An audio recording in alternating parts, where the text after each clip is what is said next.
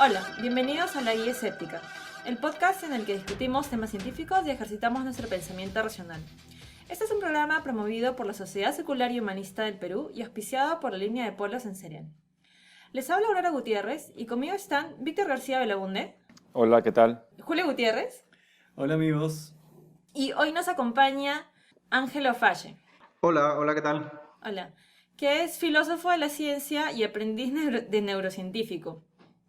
Ángelo es licenciado en filosofía y a la vez posee un máster en lógica y filosofía de la ciencia por la Universidad de Valencia y la Universidad de Salamanca y un máster en neurociencias básicas y aplicadas por la Universidad de Valencia y que además posee estancias de investigación en CUNY en Nueva York, en Estados Unidos y en la Universidad de Gante en Bélgica. Y actualmente está realizando un doctorado en lógica y filosofía de la ciencia en la Universidad de Valencia acerca de la naturaleza de la ciencia como proceso cognitivo y la elaboración de un criterio de demarcación entre ciencia y pseudociencia, y que además escribe en el blog La Venganza de Hipatia, en la dirección lavenganzadehipatia.wordpress.com, donde escribe sobre temas sobre todo de pseudociencias y maguferías varias. ¿Y qué está buscando novia? Es un excelente blog, soy un buen seguidor de ese blog. Sí, Muchas gracias. No sé ni siquiera cómo llegué a ese blog, no sé dónde lo habrás posteado, que lo descubrí como que uno de tus primeros posts y desde ahí me gusta mucho cómo, o sea, los posts que tienes y los temas que tocas. Sí, bueno, sí, en realidad lo suelo mover mucho por grupos de Facebook, sobre todo. Tengo un Twitter también, pero casi no lo uso. Y bueno, muchas gracias por los halagos. En verdad, no sé, la gente suele decirme, hostias, los posts te los trabajas mucho y tal. En verdad, si te digo la verdad, los escribo sábados o domingos por la mañana con resaca. Y en verdad no lo suelo pensar mucho, pero bueno, supongo que es la gracia del blog, ¿no? Y que además posee mucha falsa modestia. El único problema que tengo contigo es que tu correo está en Hotmail. Deberías tener tu correo en Gmail. ¿Qué clase de persona usa un correo en Hotmail? Bueno, el día de hoy vamos a hablar sobre tu tema. Tu tema es la demarcación o la diferencia entre ciencia y pseudociencia, ¿no? Ese es tu tema central, creo. Bueno, danos una especie de resumen de qué cosa es la filosofía de la ciencia y a qué se dedica o a qué te dedicas tú siendo un filósofo de la ciencia. Bueno, la filosofía y la ciencia es digamos, una rama de la filosofía. Nosotros, en verdad, somos una especie de subespecie de filósofos que prácticamente no tenemos contacto con otros filósofos y nos dedicamos a reflexionar sobre la ciencia. El campo se fundó sobre los años 20 con un grupo de intelectuales nos solemos denominar el Círculo de Viena, y entendieron que la filosofía y la ciencia era la parte del conocimiento que se encargaba de definir qué era científico y qué no. Eso fue más o menos la tónica habitual hasta los años 60, donde la filosofía y la ciencia comenzó digamos, a tratar sobre procesos del tipo por ejemplo, reducciones interteóricas, usos de modelos, cuestiones sobre el realismo, si las teorías científicas hablan sobre la realidad o son ficciones útiles y demás. Y hoy en día, digamos que hay una filosofía general de la ciencia. Yo soy filósofo general de la ciencia, bastante anticuado, ¿no? Tengo esta concepción de Círculo de Viena y tal. Y luego hay gente que se dedica a filosofía especial de la ciencia, filosofía de la biología, de la psicología, de la física. Y bueno, más o menos ese es el estado actual del campo, ¿no? Uh-huh. Ahora, bueno, pasamos de frente al problema el criterio de demarcación. ¿Bajo qué criterio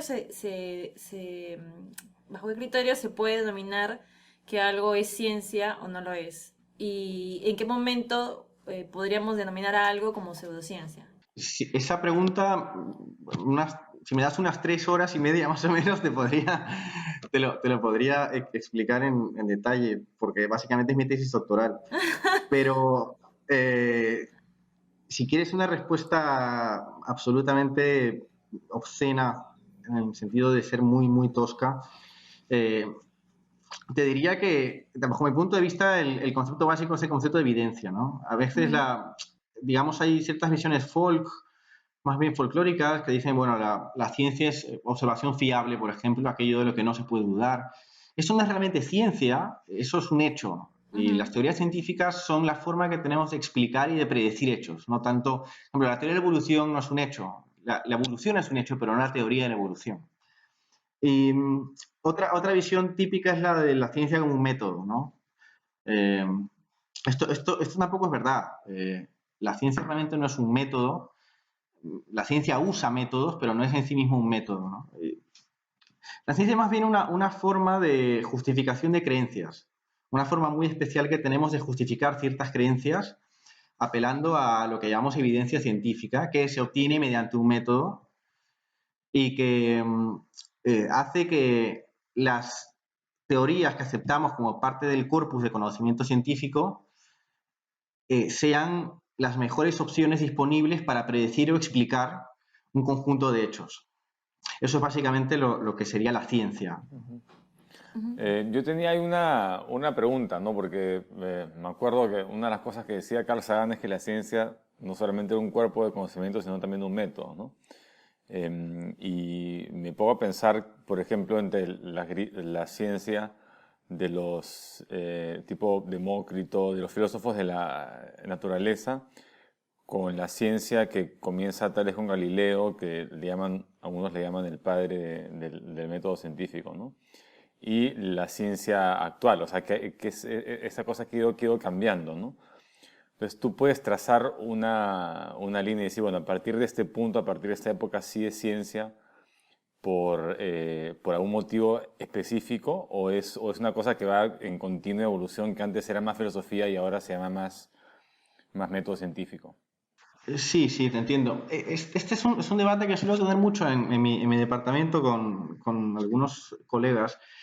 Yo creo que sí se puede trazar un momento crucial en el que la ciencia nace como tal, y efectivamente es con Galileo, pero no porque Galileo usara un método, sino porque Galileo se ciñó a la evidencia. Me explico. Demócrito no era un científico. Es decir, si uno afirma que lo que hacía Demócrito era ciencia, entonces el concepto de ciencia está totalmente desvirtuado, ¿no? Es verdad que Demócrito dijo que, bueno, el mundo está hecho por algo parecido a átomos, pero en realidad acertó de chiripa, nunca hicieron experimentos, simplemente acertó y ya está, pero no tuvo ninguna influencia en la teoría atómica. Claro, pero era materialista, ¿no? Sí era Pero no, materialista, no pero experimental, ¿no?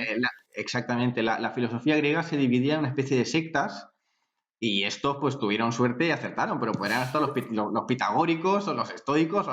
Quiero decir, al final eso no era ciencia, ¿no? Igual lo que hace Aristóteles tampoco era ciencia.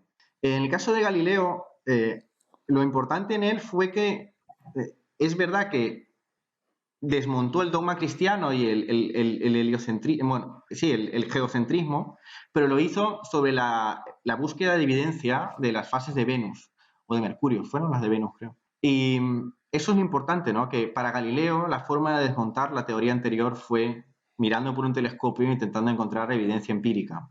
Evidentemente utilizó un método, pues bueno, Descartes también utilizaba un método y ese método no era un método científico, ¿no? Descartes no se basaba en evidencia. ¿Puede haber ciencia sin método científico o el método científico es necesario para que haya ciencia? Sí, dentro de la filosofía y la ciencia hay una serie de autores, son muy famosos porque son muy cools y bueno, parece que uno es más, pues eso, son autores con los que en verdad uno liga, uno va a los bares y habla de esto y es fácil encontrar pareja y tal. No, o sea, hay filósofos de la ciencia muy aburridos, pero en verdad son los más interesantes, ¿no? Estos de los que me refiero son Kuhn y Feyerabend y todos estos autores que iniciaron también en buena parte la posmodernidad.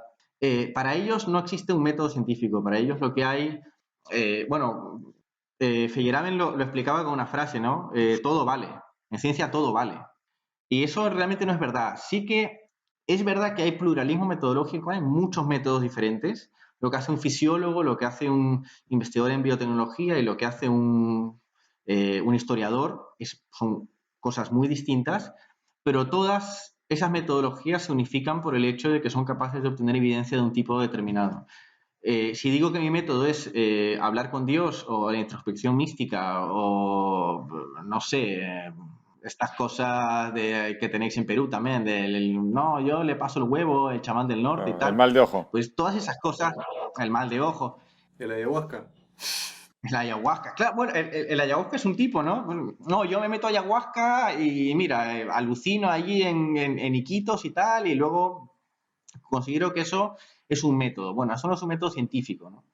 En ese sentido, no puede haber ciencia sin un método, porque eh, es la garantía de que lo que estás diciendo no se basa en un argumento de autoridad, ¿no? Que puedo reproducir lo que has hecho y que de algún modo tu evidencia es intersubjetiva. Sí, pero no habría un método, por ejemplo, el método hipotético deductivo. No o sea, todas las ciencias tendrían que seguir el método hipotético deductivo a partir de la evidencia, ¿no?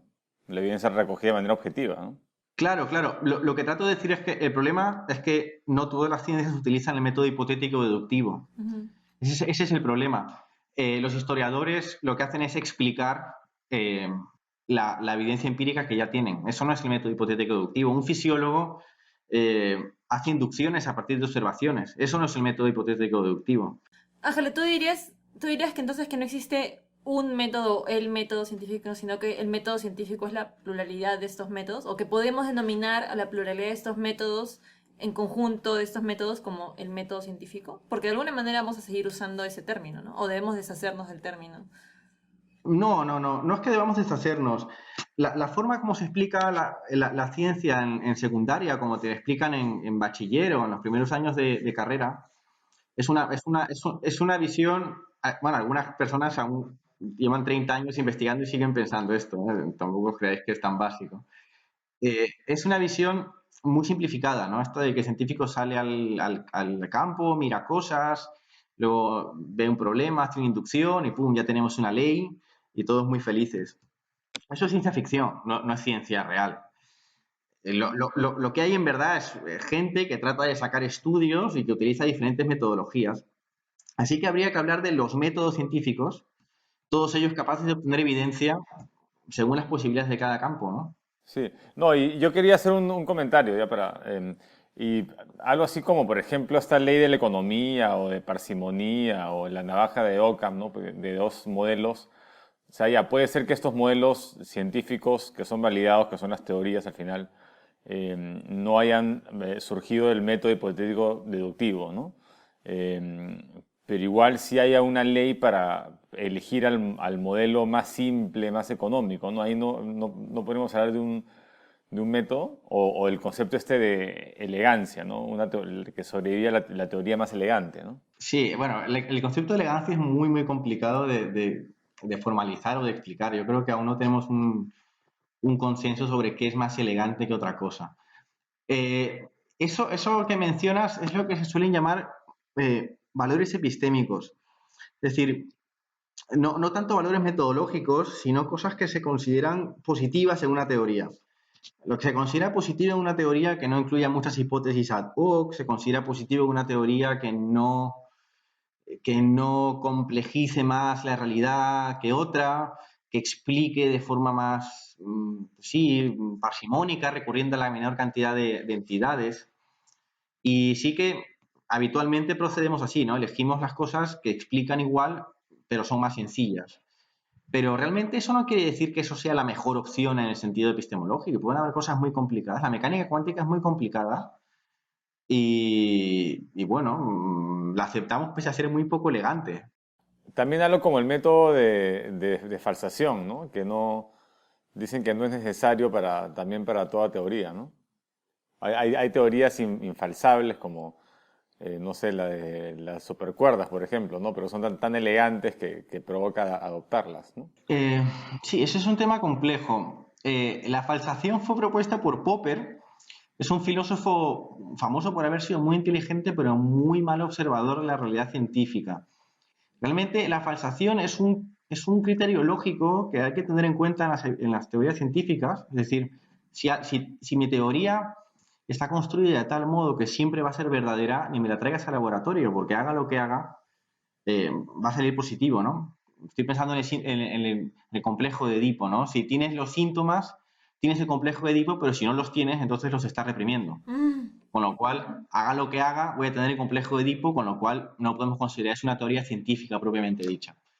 Ahora, eh, en el caso de las supercuerdas, sí que es verdad que hoy en día creo que ya van por las 14 o 12 dimensiones y de las cuales la 11. mitad son 11, ¿no? Vale. De las 11 que llevan, creo que, bueno, una buena cantidad están plegadas sobre sí mismas y son indetectables por definición. 7 de O sea, las 11. son 7 de las 11, con lo cual son de carácter metafísico. En ese Ujú. caso, claro, a nivel matemático es una teoría muy bonita. Yo no soy un buen matemático, soy un desastre, pero me han dicho que es precioso. Bueno, no sé. Para mí hay cosas más bonitas que las matemáticas, pero bueno, entiendo que haya gente que les parezca muy bonita la teoría de cuerdas, pero no puedes considerar esa teoría a día de hoy científica.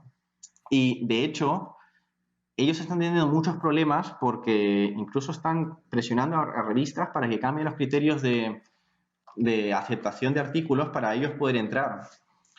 Porque, claro, un revisor te dice, oye, a ver, es que esto parece muy una hipótesis ad hoc de tipo metafísico que no tiene cabida dentro de la ciencia, ¿no? Ujú.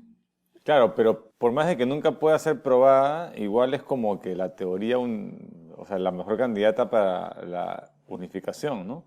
Y si esa parte de la realidad nunca se puede observar, finalmente te va a quedar el modelo que tenga la mejor explicación, ¿no? Para unificar otras realidades que sí se explican con otras teorías. Sí, ese sería más bien el punto de vista de Popper, pero no es el punto de vista que un científico habitual aceptaría. En ciencia también tenemos lo que es la suspensión del juicio, es decir, simplemente para la explicación de las entidades, digamos, últimas del universo, que es con lo que lidia la teoría de cuerdas, simplemente podemos decir que no las conocemos.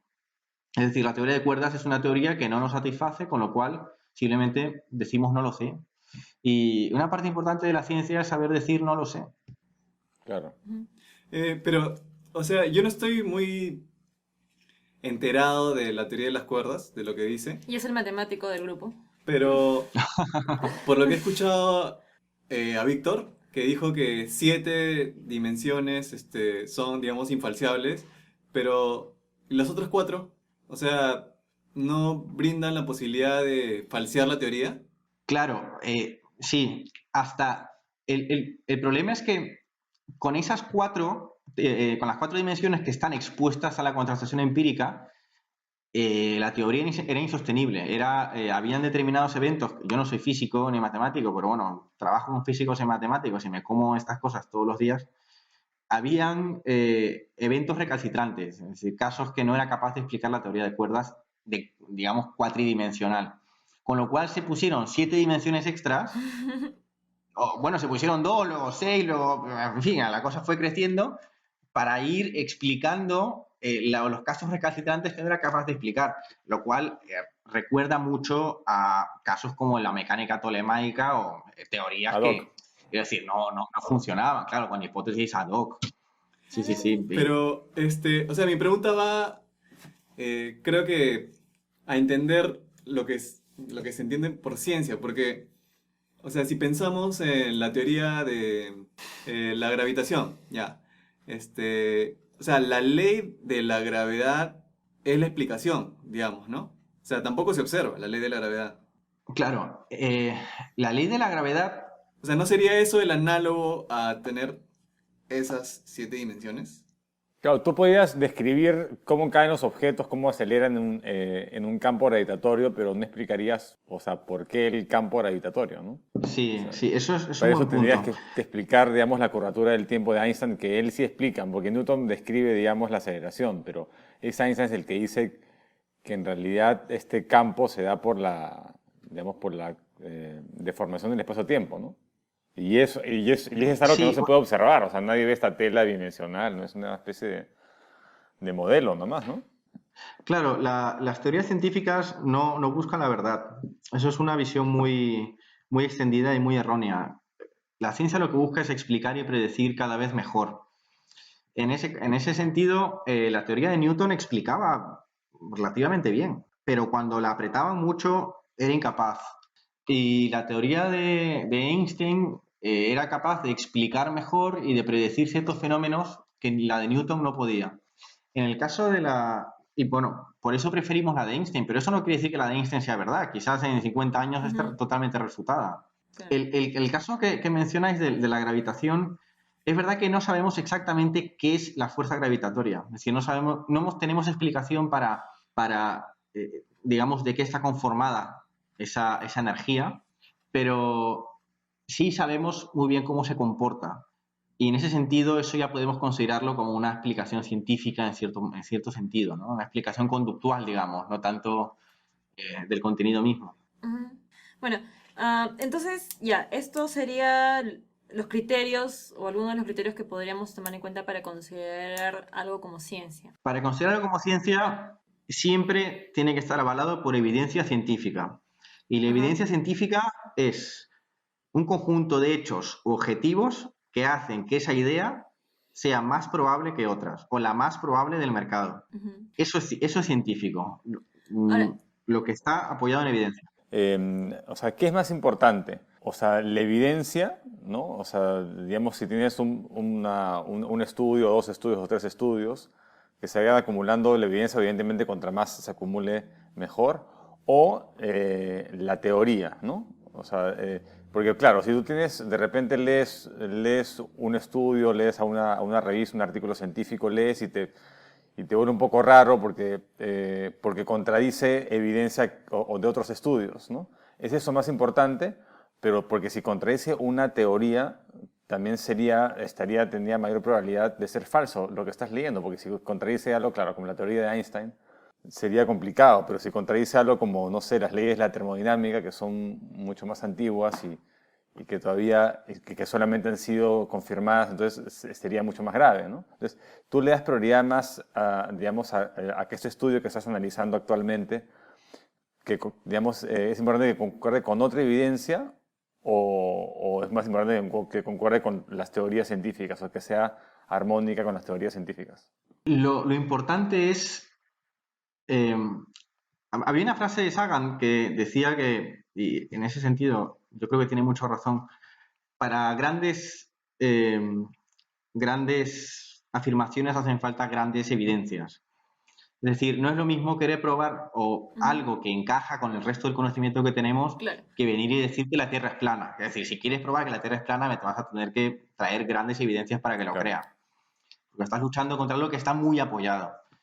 Lo que es verdad es que hoy en día hay estudios para todo, y con los Open Journals estos, en los que publica casi cualquiera y que tampoco pasan muchas revisiones y demás, podemos encontrar evidencia o estudios que dicen casi todo, hasta estudios basura, estudios estúpidos, intrascendentes, irrelevantes, sobre prácticamente cada cosa que comemos hay evidencia a favor y en contra de que produce cáncer.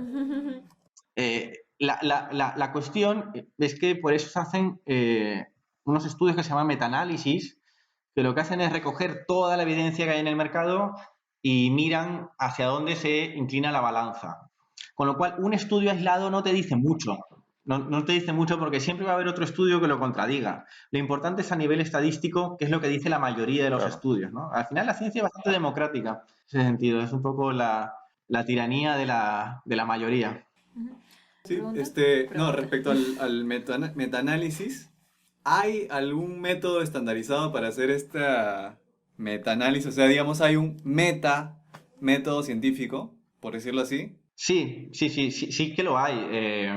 Yo no soy un experto, bueno, me lo intentaron explicar cuando estudiaba esto y ese examen lo aprobé por otras cosas, pero sí, en teoría hay unos cálculos estadísticos muy difíciles que los hace gente muy inteligente, que no soy yo. Y bueno, aquí hay un amigo matemático aquí entre nosotros que nos puede explicar Sí, cómo pues funciona Julio, eso. explícanos. Pero Es el mismo que preguntó. No, tiene sentido, o sea, analizar las probabilidades y tratar de asignar bien las probabilidades Mm, a las teorías, ¿no? sí. Pero Yo les cuento algo que, bueno, leí un poco una crítica a estos metaanálisis, porque al parecer, o sea, cada estudio tiene su propia hipótesis y tiene que estar, ¿no? Calibrado, y a la hora que intentas pasarlos todo por la misma valla, al final estás analizando, estás forzando un tipo de análisis en esos estudios que tienen diferentes objetivos, ¿no? Entonces, la mayoría de metaanálisis no son fuentes confiables. Eh, entonces, no sé. Y también hay, eso te diría que ya, ¿no? Las teorías, por ejemplo, es una mejor manera de organizar esos estudios porque tienes, digamos, todas que dan pedacitos o explican diferentes pedacitos del mecanismo de tal teoría, ¿no? Entonces, una buena teoría al final es como la carnecita, digamos, o el modelo que mejor explica estos cientos de, tal vez miles de experimentos, ¿no? Claro, los metaanálisis lo que permiten es hacer es un cálculo estadístico acerca de un poco hacia dónde es la tendencia, pero sí que es verdad que tiene que estar bien construido. Y la base estadística tiene que ser homogénea. Claro. El problema es que muchos metaanálisis utilizan estudios que tienen metodologías diferentes, grupos experimentales diferentes, que pasan cribas distintas. Y claro, si las muestras no son homogéneas, el metaanálisis va a ser pues, un desastre. Entonces, cuando está bien hecho, un metaanálisis es la máxima, en el rango de la evidencia es lo máximo que podemos conseguir.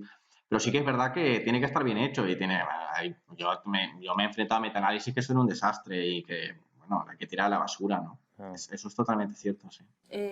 Bueno, Bueno, ha llegado Adrián. hola Adrián, ¿estás ahí? Hola, ¿qué tal? ¿Cómo Ya se están? unió Adrián Núñez. Hola, Adrián, encantado. Me uní.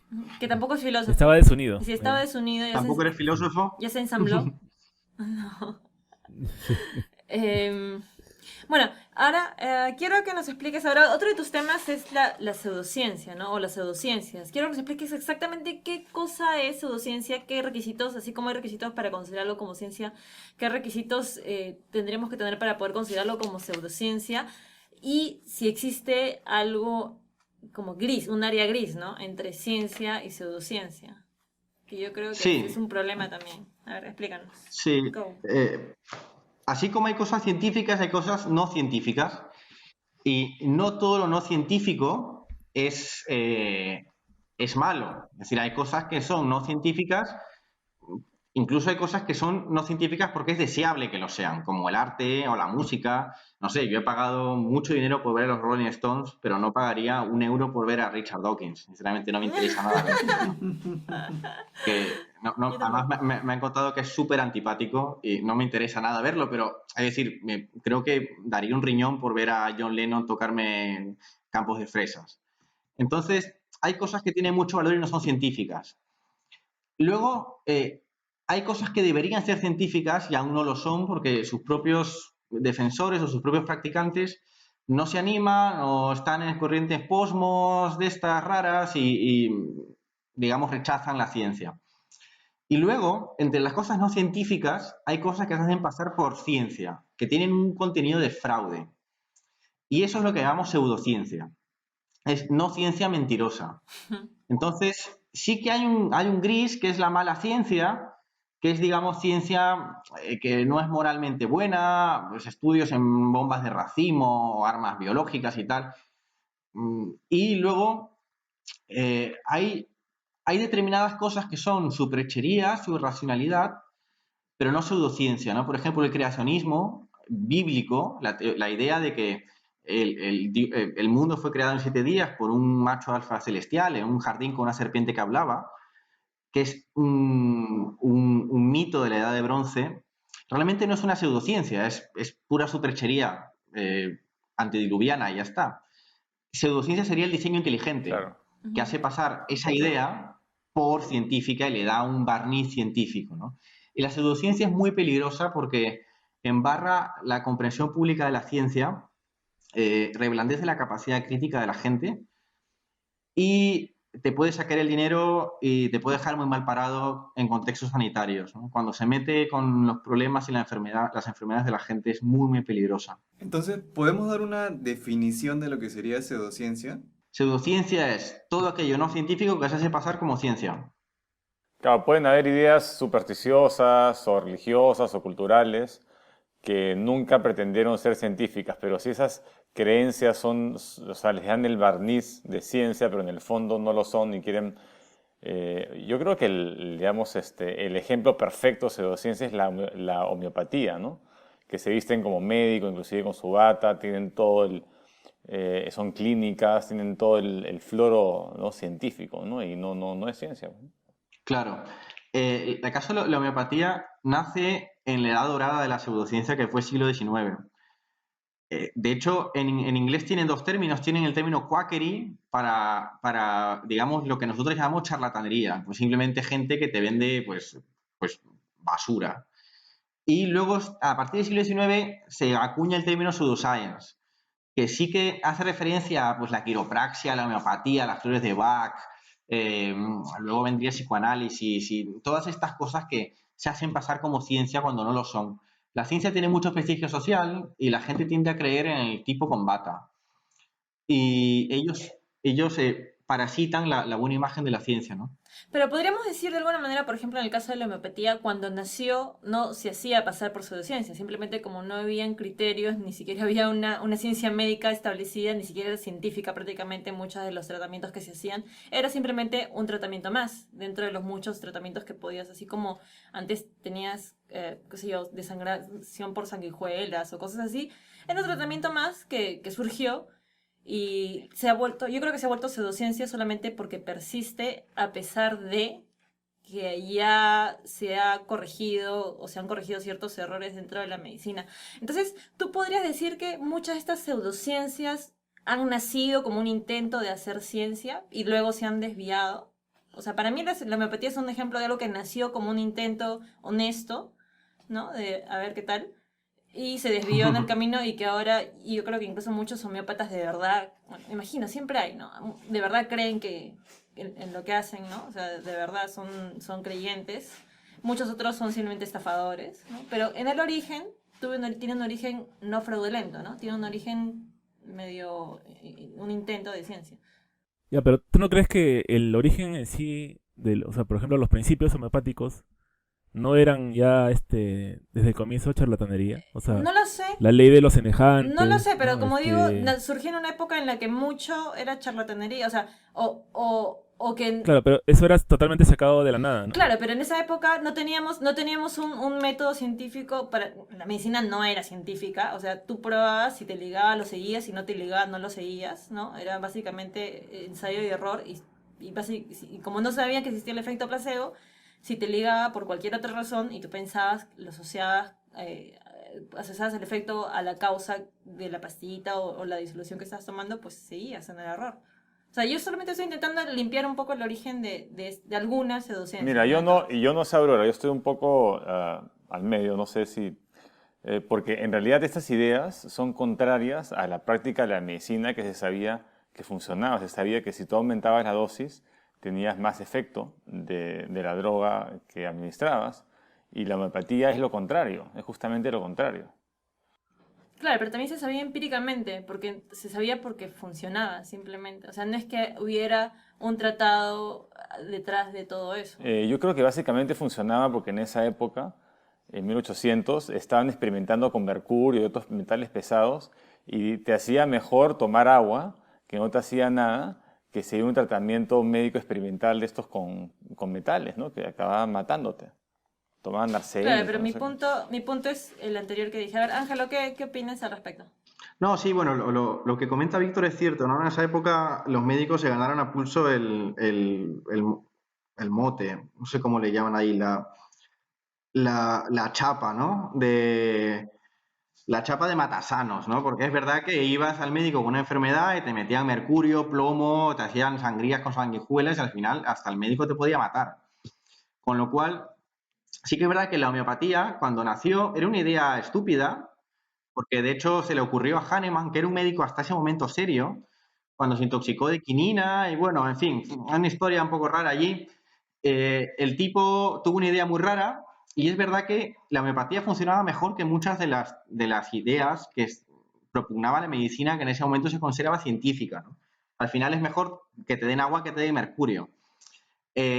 La cuestión con la homeopatía es que las pseudociencias van variando en el tiempo según les conviene. La homeopatía nace como una idea válida, aunque muy poco probable, que luego es, digamos, refutada por la evidencia disponible y más adelante se intenta impostar como pseudociencia, ¿no? Lo que encontramos hoy en día es que Boiron se trata de meter en las farmacias, intentan conseguir que los apoyen, digamos, organismos públicos, universidades. En España tenemos muchos problemas con ellos. Y luego hay otros casos, por ejemplo, la quiropraxia nació como una religión y luego hoy en día es una pseudociencia. La osteopatía nació como una pseudociencia propiamente dicha desde el comienzo y hoy en día es una especie de religión o de... Bueno, también depende, luego hay veces que sí que se impostan. Entonces es muy complejo, ¿no? El psicoanálisis también comenzó como una pseudociencia, hoy en día ya han renunciado a eso prácticamente. Es complejo de evaluar, pero sí, es verdad lo que comentas, Aurora. Es interesante esa dinámica. Sí, bueno, algo como el espiritismo comenzó, digamos, con mala fe, ¿no? O sea, engañando a las personas. Bueno, sí, el espiritismo comenzó como una charlatanería, pues esto de las mediums y tal, y luego sí que evolucionaron poco a poco hacia una pseudociencia, le llamaron parapsicología, se abrieron cátedras en universidades pagadas por Claro. grupos espiritistas y demás. Y claro, es una técnica muy interesante para sobrevivir en el siglo XXI, ¿no? Hay muchas pseudociencias que han muerto porque no han sabido dar el salto de charlatanería básica y basada en superchería de toda la vida a impostarse realmente como pseudociencia, ¿no? Por ejemplo, aquí en mi entorno, en Valencia, hay un montón de superchería, pues las típicas supercherías de los abuelos y tal, que te quitan el dolor de cabeza con un pañuelo y quemando con velas cosas y tal, pero nunca han sabido dar el salto que sí supo dar, por ejemplo, la medicina tradicional china o la India, la Ayurveda, esta que está tan de moda y tal. Por eso no hay pseudociencia de medicina tradicional valenciana, ¿no? Y hemos perdido ese maravilloso patrimonio, esa oportunidad de jugar con la salud de la gente. A ver, para tomar un ejemplo como la medicina ayurveda, la medicina ayurvédica, ¿por qué es pseudociencia? La medicina ayurvédica eh, evoluciona desde... Es una medicina basada en principios místicos del hinduismo. Ellos curan, incluso pues tienes que hacer unos rezos a determinados dioses y todo se basa en las energías que ellos propugnan y demás y tal. Para curarte tienes que recitar mantras y esto. Claro, esto ha evolucionado de tal modo que ahora muchas de esas cosas se intentan explicar en términos de mecánica cuántica. Por ejemplo, tienes a Deepak Chopra, la medicina cuántica y demás, pues intentan impostarse, también se disfrazan de medicina tradicional china y de los... Quiero decir, ellos parasitan el lenguaje de la ciencia, lo desvirtúan y lo intentan adoptar o adaptar a lo que antes era una cuestión religiosa. Mm, Y ese es el salto a la pseudociencia. Ah, ya veo. O sea, se publicitan como utilizando el lenguaje de la ciencia, dan a entender que basan su método en evidencia. Claro, eso va cambiando. Por ejemplo, en la época de Freud, lo que estaba de moda era la termodinámica. La termodinámica sufrió un boom y Freud lo que hizo fue copiar muchos de los términos de la termodinámica. Hoy en día lo que vemos es un intento de parasitar a la neurociencia. La neurociencia es la ciencia hoy en día más explosiva, uno de los campos científicos más increíbles en sus resultados y se han surgido lo que llamamos neurotonterías, es decir, un montón de estupideces que se ponen un euro delante para ganar, digamos, prestigio, ¿no? La programación neurolingüística o el brain spotting, el MDR o Mm. estas cosas que La eh, neuroética. la neuroética es otra, sí. Pero bueno, Intenta darnos una lista abreviada de tus neurotonterías favoritas o las que consideres más importantes y o más dañinas. la, las tres más dañinas son las que se basan en contextos sanitarios y las que se venden como pseudoterapias. Principalmente la programación neurolingüística es la principal. Ujú. eh, y además está muy vendida hoy en día. Aquí, bueno, a mí además son muy suyos. Los programadores neurolingüísticos es que no se les cae la cara de vergüenza para nada. Y no tienen miedo a nada. Son, en fin. Y luego está los del MDR, que son estos que te hacen este movimiento con los deditos y tal, para el estrés postraumático. Ahora lo venden también para todo, para depresión, para cáncer, en fin. Y luego El brain spotting también está muy de moda. Suponen que hay una especie de conexión entre determinadas partes del campo visual y traumas reprimidos, y con un palo tienes que ir encontrándolos y tal.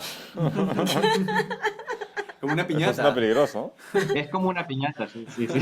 Pueden reventar como una piñata. Sí, bueno. Eh, no, luego hay muchas, ¿no? La neurografología, neurooratoria, neurociencia cuántica. Hay un montón de neurotonterías. Están muy, muy Los de moda. charlatanes cuánticos, pues acá tenemos a uno que es Mario Zavala, que tiene su sensor Mauricio. cuántico, ¿no? Que supuestamente alinea la energía cósmica universal y la canaliza a través del sensor cuántico. A ese no lo conozco, pero te sorprendería la cantidad de basura que me llega desde Perú. Es increíble. Perú, sois líderes en exportación de patatas, tomates, la mejor comida del mundo y la mejor magufada pseudocientífica del mundo. Es increíble. Además, es que no se les cae la cara de vergüenza para nada. En Perú es un juego de todo o nada, siempre. Si te llega algo de, oye, esto me ha llegado de Perú, yo ya me voy mentalizando que voy a encontrar la peor porquería imaginable. Por eso mismo hace falta fortalecer las raíces escépticas acá en Lima, ¿no? Que es uno de los bastiones de la pseudociencia. Sin duda, sí, sí, sí. Bueno, dejemos de trashear el país y tomemos en cuenta, por ejemplo, la programación neurolingüística. ¿Qué la hace pseudociencia? ¿Qué la convierte en pseudociencia? Porque creo que esa es la más conocida, ¿no? Bueno, para mí es la más famosa. La programación neurolingüística se le inventó un señor que se llamaba Timothy Galway sobre los años 60, cuando entró en una secta que venía de la India llamada Misión de la Luz Divina. Sí, además el tipo era jugador de tenis. Ajá. Y este tío adoptó los principios de esta secta a su forma de jugar al tenis. Y escribió libros como el juego interior del tenis, el esquí interior, ¿vale? Y son libros que entremezclan técnica deportiva con tonterías místicas y cosas de pseudociencia hindú, ¿vale? Son una cosa muy rara. Y ay, no, perdón. Espera, ¿me has preguntado por el coaching o por la programación neurolingüística? No, por la programación neurolingüística. Pero Ah, después te voy a preguntar por el vale, coaching. bueno, da igual porque el coaching y la programación neurolingüística son prácticamente lo mismo, se usan una a la otra. Espérate, pero Bueno, ¿es el mismo origen, del mismo pata? no es el mismo, no es el mismo para nada. No, pero eran amigos, ¿eh? Y de hecho hoy en día sí. Bueno, ya, reseteamos un poco, ¿por qué diríamos que la programación neurolingüística es una pseudociencia? Y también más importante, ¿por qué es tan famosa? ¿Por qué es tan popular? Vale, la programación neurolingüística se la inventó un matemático y un estudiante de filología que pertenecían a lo que se llamaba el movimiento del potencial humano de la New Age en California. Y la programación neurolingüística lo que dice es que todos los cerebros son iguales. Es decir, el hardware de todas las personas es el mismo y solo cambia el software, es decir, el programa que le metas. El software lo metes mediante el lenguaje. Es decir, el lenguaje que utilizas hace que todo tu pensamiento sea diferente.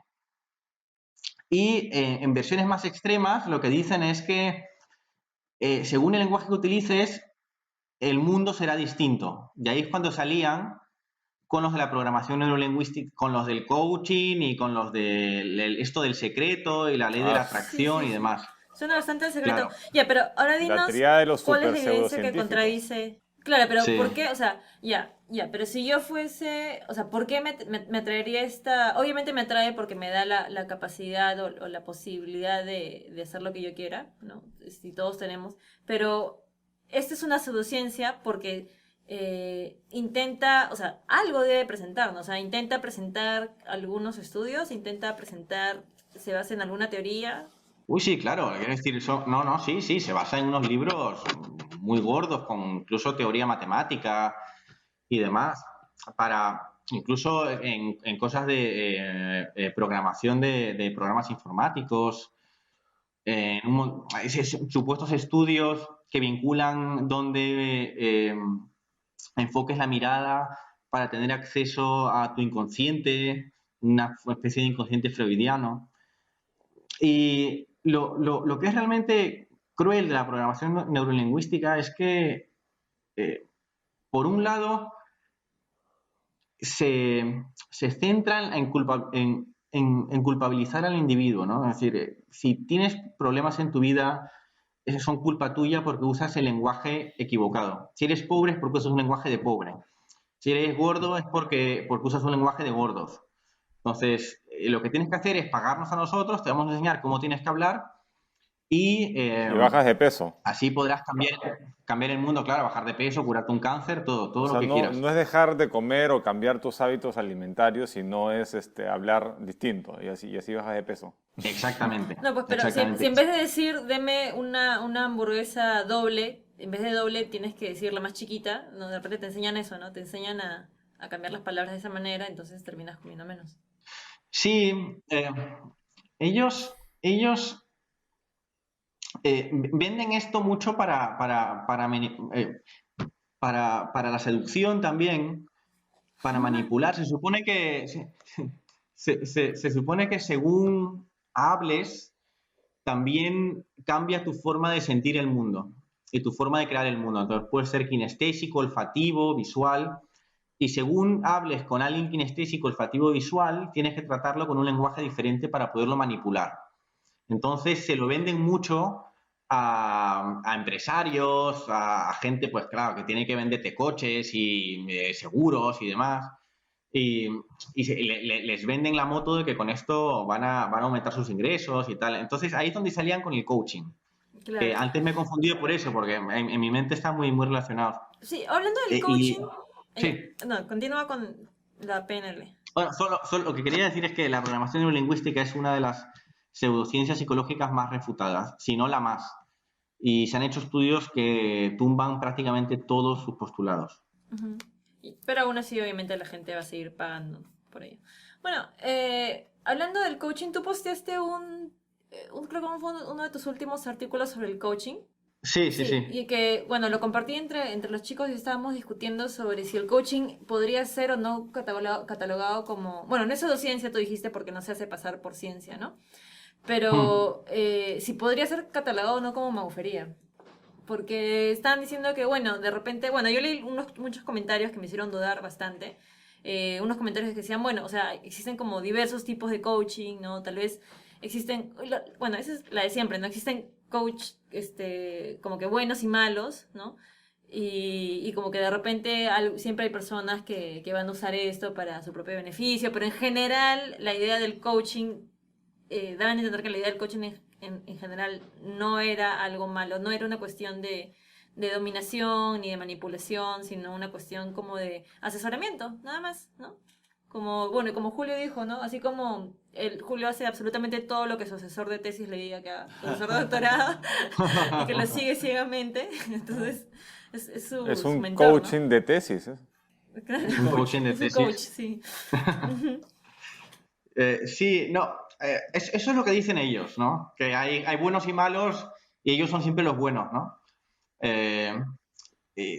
Claro, lo que es curioso es que nadie te dice, no, hay buenos y malos, pero yo soy el malo, yo soy de los malos, es malo. El problema del coaching no es tanto la técnica específica que utilicen, es más bien el enfoque que adoptan, ¿no? La psicología, en contextos sanitarios o contextos de intervención, se basa en un problema. Es decir, tú vas a un psicólogo y dices, mira, tengo un trastorno de ansiedad. Se hace un diagnóstico y ese psicólogo te va a tratar ese problema de ansiedad con una técnica que está contrastada científicamente. Nunca un psicólogo va a hacer lo que se llaman sugestiones iatrogénicas, que es sugestionarte en otros ámbitos de tu vida. Es decir, si tú tienes un problema en tu casa, un psicólogo te puede decir, mira, hemos hecho este autorregistro y demás, y tu esposa o tu marido es una fuente de estrés. Esto es lo que dice la ciencia. Ahora, tú tienes que dejar a tu marido o hacer lo que tengas que hacer, es tu problema. Y habla con tus amigos, no conmigo. Yo no te puedo aconsejar sobre eso. Y tampoco se pueden desarrollar relaciones duales. Es decir, tú con tu psicólogo no puedes quedar fuera ni tu psicólogo puede ser tu psicólogo y tu asesor fiscal, o, digamos, Claro. tener relaciones sexuales con tu psicólogo. El problema del coaching es el propio enfoque en sí mismo. Es un enfoque en el que tu coach te va a asesorar sobre cosas que extralimitan las funciones de un profesional. Mm. Por ejemplo, te Claro. va a Y te asesorar permite sobre tu tener vida relaciones amorosa. también con tus clientes. Uy, sí, si yo te contara, sí. Claro que te lo permite, sí. ¿Qué? Claro, te Bueno, lo permite porque no está regulado por ningún código claro. deontológico. Es simplemente yo mañana pongo un anuncio y digo, oye, yo soy coach, ¿quieres conocer la felicidad? Llámame, Angelo Fassi. Claro, Y no, luego te voy a asesorar sobre pero todo. tú qué sabes, por ahí que es parte de la reprogramación lingüística, ¿no? Vía sexual. Básicamente el punto es que el coach está actuando fuera de su ámbito, ¿no? O sea, no es un coach específico, pero, o sea, no podríamos equiparar eso al caso del asesor de tesis, porque el asesor de tesis únicamente te asesora sobre tu tesis, ¿no? Tu asesor de doctorado solo, o sea, tú haces todo lo que él diga, siempre y cuando sea respecto a tu doctorado, ¿no? No haces lo que él diga respecto a tu enamorada, respecto a tu familia. Sí, suena más a ese capítulo de Seinfeld donde todos tienen su mentor, Ah, sí, ¿no? claro. Por ejemplo, Seinfeld terminó bueno, con su chica porque su mentor era una persona al que él no respetaba, ¿no? O sea, si Claro. tu coach es una persona completamente irrespetable, no, Claro. estás por mal camino. Oye, pero eso lo que está diciendo es que no se puede estandarizar, ¿no? Porque si es que va a cumplir muchas funciones, Es como si fuera tu Dios. claro, o sea, no existe el coach porque todos los coaches son personas diferentes, o sea, no hay una estandarización. Claro, no hay una técnica específica. Sí que se supone que hay unos pasos a seguir y demás, pero tampoco se tienen por qué seguir. Ujú. Y el coach, en verdad, si lo piensas bien, suple la... Es verdad que en el artículo lo llevo al sadomaso y tal, porque ya os Sí, digo que eso. lo hago... Los escribo de resaca y en estados anímicos lamentables y siempre lo llevo ahí, ¿no? Pero realmente suple la función del cura. Es decir, es como un asesor espiritual, realmente. No es un psicólogo. Y es una dinámica que muchas veces desemboca a dinámicas de tipo sectario, ¿no? En el que tu voluntad es suprimida y es puesta en manos de otra persona. Sí, por cierto, por eso es que no me gusta mucho tu analogía. Y por cierto, ¿qué diría tu psicólogo de tu foto de portada de ese artículo? Pero la analogía es un poquito maliciosa porque precisamente No, yo soy muy malicioso. no, pero en el mal sentido de la palabra maliciosa, porque hay un buen sentido, porque si la equiparas con un juego de rol sexual, usualmente estos son juegos que se basan en la mutua confianza y como si vieras una película, no renuncias a la realidad por un momento, pero al fin y al cabo regresas a ella. Mientras que el coaching, o como lo expusiste, es una renuncia total a tu sentido, ¿cómo se llama? A tu sentido común. Sí. Bueno, es una renuncia total cuando llega a su máximo extremo, ¿no? Por ejemplo, yo pongo el caso de la asociación esta de Sal tu potencial, ¿no? Que es un caso que yo viví de cerca, incluso lo viví más allá de la experiencia que cuento allí. En ese caso, sí que es verdad que no es tanto una práctica de tipo erótica, ¿no? Ya ha llegado a ser un poco una secta. Pero normalmente el coaching es muy contratado, muy demandado, y esto te lo digo desde mi propia experiencia, por gente solitaria que lo que quiere es, digamos, compañía o alguien que le escuche, y también muchas veces por empresarios de cierto éxito que quieren, digamos, ser sometidos por otra persona. Y ahí es cuando encuentro la analogía con el sadomaso. Es verdad que en el sadomaso hay una palabra de seguridad y hay otras cosas que no están incluidas en el coaching, Claro. pero sí que creo que parte del placer del coaching no es tanto el mero hecho de esperar resultados del asesoramiento de tu coach, sino es el mero hecho de ser sometido por otra persona. Es algo que sí que he podido vivir y me ha parecido muy curioso y además muy bizarramente sexual en cierto sentido. ¿No dirías entonces que estas personas que buscan ser dominados les iría mejor si es que buscaran de verdad una pareja dominante sexual y se dejaran de poner en riesgo como que otras áreas de su vida? Sin duda alguna. Y quiero que este podcast se titule Una apología del látex por Angelo Fassi. En conclusión, todos a fustigarse y a ponerse trajes de estos con las nalgas afuera. Sí, pues ese es uno de los argumentos por el cual no funciona este tipo de coaching coercitivo, ¿no? Porque te meten en una especie de fin de semana militar donde, digamos, te dicen qué hacer, te obligan, inclusive abusan de ti verbalmente y físicamente. Y de ahí estás asustado y tu vida cambia, mientras que hoy el susto, ¿no? Pero una vez que regreses a tu mismo ambiente, en realidad vas a estar con un trauma y no vas a cambiar tampoco tu conducta mucho. O sea, no va a ser sostenible este cambio que se da después de una sesión de coaching coercitivo, ¿no? Exactamente. Yo me crié en Lima y fui al Santísimo Nombre de Jesús. Es un colegio que está en San Borja y lo llevan monjas. Y este colegio a mí me lleva a muchos retiros espirituales, ¿no? Cuando eres chaval te llevan a estas casas que están ahí las monjas y los curas, tal, que entonces vas allí y durante un fin de semana te machacan, ¿no? Como eres un mal hijo, eres un cabrón, pecador, pecaminoso, te has tocado, te vas a quedar ciego y tal. Eh, y, joder, en la época en la que no se toca mucho, ¿no? ¿Qué quieres que haga, no? Y seguro que las monjas y los curas también se tocan mucho. Entre Y El ellos. caso entre es ellos que también. entre ellos, seguro. Uf, esto serían unas bacanales cuando se van los niños y no sigamos la broma por el lado Claro, perverso. porque a veces El caso incluyen a es los que, niños. ya, sí, por ahí decía que no había que ir. El caso es que, el caso es que cuando acaba el retiro espiritual, te vas a tu casa y te vas y eres la misma persona. Quiero decir, eh, entras en una espiral de sugestión. Bueno, os pongo este ejemplo porque supongo que a lo mejor habéis ido a colegios religiosos y habéis vivido esta misma experiencia. Y son experiencias altamente sugestivas donde entras en un mundo irreal y ese es el pequeño salto sectario, ¿no? Así es como comienzan las sectas. Luego es verdad que si aquello se expande en el tiempo ya puedes estar hablando de una secta destructiva. Pero estas reuniones de coaching coercitivo y luego la práctica específica del coaching entran en estas dinámicas, ¿no? En las que mientras estás conmigo se va a crear un mundo diferente en el que tú vas a ser un sumiso, vas a ser una mala persona, yo voy a ser superior a ti. Pero esto a nivel general y cuando acaba la sesión o acaba el fin de semana con los de desarrollo potencial, con las monjas carmelitas o esta gente, vuelves a tu casa y eres la misma persona. Quiero decir, son cosas que no tienen un impacto real en la vida de la gente, ¿no? Bueno, pero yo quisiera hacer una aclaración en nombre de la libertad, y es que el problema con estas cosas no es tanto la fustigación ni la dominación, sino el hecho de que no sabes a qué vas. Porque si tú leyeras previamente un contrato y que te dijeran que te van a fustigar y te van a decir que no te masturbes y eres mayor de edad, obviamente, y lo aceptas y firmas el contrato y vas, eso para mí creo que no es nada malo, no tiene ningún problema, ¿no? Si de verdad tienes conocimiento de absolutamente todo lo que va a pasar y decides aún así pasar por ello, pues vale, ¿no? Que lo disfrutes. Porque Sí, es que esas cosas me... Ya, sí, bueno. sí, no, estoy de acuerdo contigo. La gente tiene derecho a la libertad. claro. En ese sentido, si tú quieres ir a un sitio y que te fustiguen y te cuelguen de los pezones del techo, es tu problema y es tu decisión. Pero la gente también tiene derecho a la información veraz. Claro, Tú eso es tienes sobre derecho todo. a ir a un sitio sabiendo lo que te van a hacer. Claro. Y eso es algo que pasa con la pseudociencia y con esta gente. Mi abuela no tiene por qué saber estas cosas. Claro.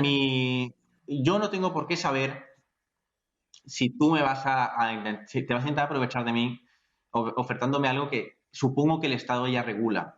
Con lo cual, la gente no recibe una información veraz. Y mira, en el Código Penal español, para los casos de fraude, hay una cláusula totalmente vil y malintencionada que dice algo así como el derecho penal no está hecho para incautos. Si eres un Mm, incauto y si eres un estúpido, el derecho penal no te va a amparar.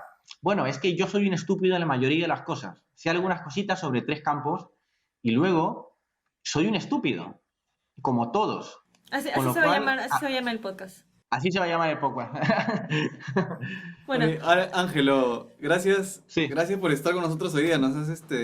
Hemos aprendido sobre ciencia, hemos discutido qué cosas son las pseudociencias. Creo que todos sabemos un poco más, ¿no? Ahora. sí, todos somos un poco más. Exacto. Sí. Es más, si lo repetimos mucho, probablemente sepamos más todavía. Sí. Sí, y yo siento que he evolucionado un poco mi manera de pensar Cuando ¿Has está... evolucionado? No, que he cambiado un poco mi manera de pensar sobre lo que pensaba de la filosofía, de la ciencia. Ah, y qué eso, bueno, etcétera. eso me encanta. Eso me parece que es, de hecho, bueno, bueno, voy a cortar aquí, pero eso es una de las cosas que más me gusta de hacer estas cosas, es la posibilidad siquiera de cambiar un poco la manera de pensar con la que venimos. Yo he cambiado varias veces gracias al programa y a otras, y a unas conversaciones que he tenido de manera de pensar, y creo que ese es uno de los objetivos de hacer estas Sí. cosas. Y a mí me Bueno. daban qué pensar, porque yo No tienes usualmente en qué no pensar. pensaba que era tan, tan interesante el problema de qué cosa es ciencia, ¿no? Ujú, sí. Bueno, sí, bueno, muchas gracias, Ángelo, por acompañarnos y por estar despierto hasta ahora. No, ya te he dicho que yo nunca duermo, o sea que eso no es ningún sacrificio. De todos modos, muchas gracias a vosotros por invitarme y de verdad, cuando queráis, ¿Y ¿eh? cuándo vienes a Lima? Bueno, espero que nunca. Te soy sincero, no es ni mi ciudad favorita ni mi cultura favorita, aunque tengo muy buenos amigos peruanos, pero siempre que voy, es que mi familia es de la burbujita limeña, y siempre que voy allí acabo cogiendo un bus a Huancayo o Arequipa, donde sea, donde esté lejos de esa sociedad. No, me pone un Bueno, poco si en algún nervioso. momento regresas y es inevitable, pasa por La Manzana para entrevistarte. No te olvides de escribirme. Sin duda alguna pasaré. Muchas gracias por la invitación. Bueno, y así concluye la edición, esta es parte de la 62. ceremonia, así concluye la edición 62 de la manzana. Así concluye la edición 62 de la guía escéptica. Recuerden seguirnos en Facebook, en Twitter, en iTunes. Entren a la página guiaescéptica.org. Ujú. Y revisar el blog de Ángelo, que es lavenganzahaipatia.wordpress.com, donde postea sobre cosas, sobre todo sobre pseudociencia y maguferías varias, ¿sí? Con imágenes muy sugestivas. Y nos escuchamos en el siguiente programa, que hago un disclaimer que puede salir o no en una semana o dos. Y ya de eso hablaremos en un programa posterior. Bueno, ya, eso es todo. Chao. Chao, nos vemos. Chao. Chao. Ahora